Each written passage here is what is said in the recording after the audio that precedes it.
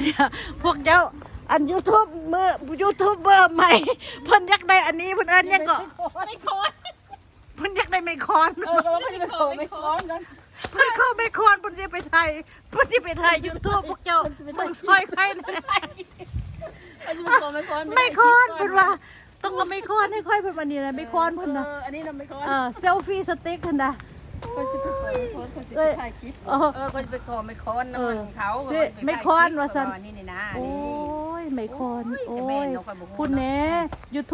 YouTube ใหม่พวกเจ้าเอ้ยกลัวสิเป็นบัดนี้น่ะอันนี้อาจารย์เด้ออันนี้เด้อรุ่นอาจารย์เด้อนี่เพิ่นมีความรู้เพียบเลยจะว่าถ่ายเอาตอนนี้เนี่ยไอ้ตู้ถ่ายเอาตู้เจอไรสาระเดี๋ยว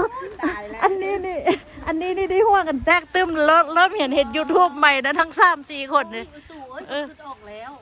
เมื่อคืนนี้เราค่อยเบิ่งเลยเพิ่นเราบอกค่อยว่านกภาวนาเบิ่งโน้ว่ะตื่นมานี่ชีวิตเจ้าสิเปลี่ยนว่ะก็แม่นตัวคืนนี่นะนี่ว้าวนี่เจ้าฟันบ่แม่นะนกว่ามืออื่นเลยชีวิตเปลี่ยนในตุ้มเอ้ยเพิ่นว่าอันน่ะ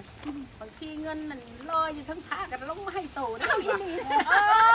ค่อยหากระสวดเจ้าเว้านี่เฮ้ยแม่เจ้าเดี๋ยวเจ้าฟันบ่ว้าวค่อยบ่ได้สวดเลยว้าว เอาคนนี้ว้าวแล้วค่อยสวดว่าแม่ค่อยเว้าเมื่อคืนนี้ถ่ายไม่นางตุ้มยูทูบเบอร์ใหม่ถ่ายดูเจ้าเด็กคนที่ตามเป็นอะไรแต่เบิ่งยูทูบก็เบิ่งก็บ่รู้ว่าเฮ็ดได้จะไปเอายูทูบไปลงในยูทูบมาเสร็จได้บ่แล้วมาตาบ่อันเอาเฮาเฮ็ดนี่นะเฮ็ดกระตำประสาของเฮานี่แหละเฮาเป็นจังได๋ของเฮาหั่นนะเฮาก็ให้หมู่ฮู้นำเพิ่นอีหลีแล้วค่อยสั่งเจ้าเฮงอีหลีนะเพิ่นคนที่มาเบิ่งเฮาคือมันก็ต้องมักนิสัยคล้ายๆเฮาเพิ่นจึงสิมาเบิ่งได้เห็นบ่นี่เด้กระถ่ายไม่ถ่ายไอ้ตู่ถ่ายเย้าอยู่นี่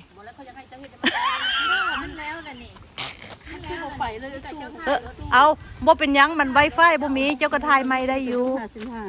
แม่แล้วมันยังบ่ไปใช้มัน Wi-Fi ซาแบบนี้เจ้าก็ออกไปซะก่อนเจ้าไปถ่ายรูปตัวใหม่ไปวิดีโอใหม่มันบ่ไปใส่เนาะ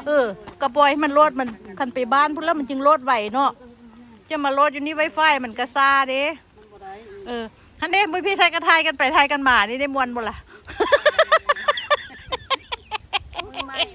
ถ่ายวิดีโอมือใหม่ถ่ายวิดีโอ